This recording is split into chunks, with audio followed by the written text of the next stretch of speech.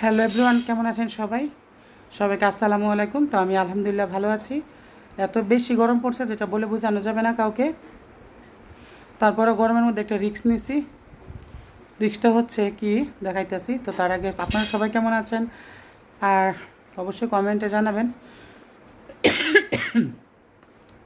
মরিচ বাজতেছে তো তাই কাশি উঠছে। তো এখন আমি রিস্কটা নিছি এটা, এই গরমে এই কাঁঠালটা কালকে একজন গিফট করছে, এক বড় বোন। কাঁঠালটা ভেঙে তারপরে এখন মুড়ি দিয়ে খাবো। একদম তাদের গাছের কাঁঠাল, কোনো ভেজাল নাই, কোনো ফরমালিন নাই, কোনো কিছু নাই।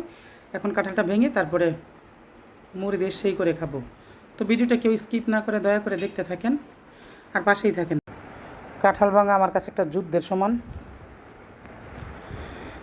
অনেক বিরক্ত লাগে কাঁঠাল ভাঙতে। আলহামদুলিল্লাহ এত সুন্দর কোষ। যাই হোক, খেয়ে দেখি। আল্লাহ, কি অবস্থা! তো যাই হোক, ভাঙি। কিছু বাজার আনানো হয়েছে। এই যে চিংড়ি মাছ, বেগুন, টমেটো, পটল, ফুলকপি, লতি, কাঁচামরিচ, এগুলো আনাইছি। আর কাঁঠাল খাইছি না এখনও, কাঁঠালের বিচি চলে নিয়েছি, বাইজা ভর্তা বানাবো। কাঁঠাল বিচি ভর্তা আমার কাছে সেই স্বাদ লাগে। তো এই যে কাঁঠালের বিচি ভর্তা বানাবো। পোলা চাল, হুইল, তো এগুলো একদম মানে শেষ হয়ে গেছে তাই আনতে হয়েছে। তো এখন কাঁঠালের বিচিটা ভর্তা বানাবো আগে। কাঁঠালের বিচি ভর্তা বানানো শেষ। এই যে রান্না অবস্থায় দিচ্ছি চিংড়ি মাছ দিয়ে, এই আলু, টমেটো, বেগুন দিয়ে এ হচ্ছে রান্না। আর কফি দিয়ে, আলু দিয়ে, মাছ দিয়ে রান্না করব। মাছ ভেজে রাখছি। রান্না শেষ করে খেতে বসে গেলাম আমার পছন্দের কাঁঠাল বিচির ভর্তা দিয়ে। ভাই খেয়ে উঠছে, তারপরে আমি বসছি।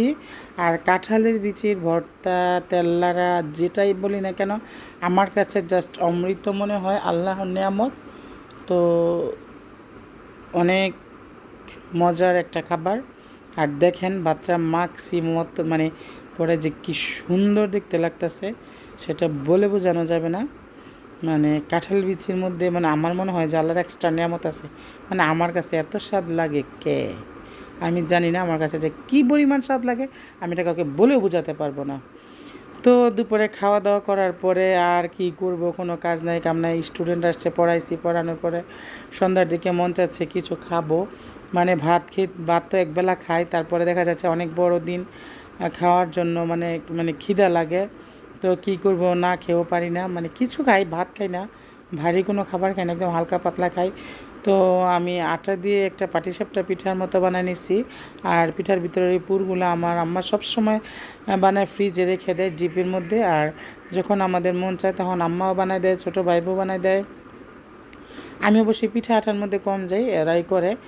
তো ভাবলাম কি করার, বানাই নেই নিজেরটা নিজেই। তো এই যে নিজে বানায় নিছি। আর পিঠাগুলা খেতে এত টেস্ট হয়েছে যা বলে বোঝানো যাবে না। এই হচ্ছে পিঠাগুলা, অনেক মজা হয়েছে।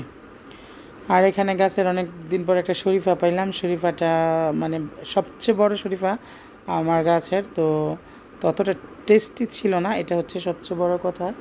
টেস্টি হলে ভালো লাগতো, মানে মিষ্টি ছিল না, সরি, মিষ্টি হলে আর একটু ভালো লাগতো। তো এইখানে আমরা খুদের ভাত খাই, খুদের চাপটি খাই, সেজন্য বানায় রাখছি যাতে বানাতে পারি।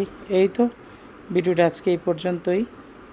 ভালো লাগলে কমেন্ট করবেন, লাইক করবেন, ফলো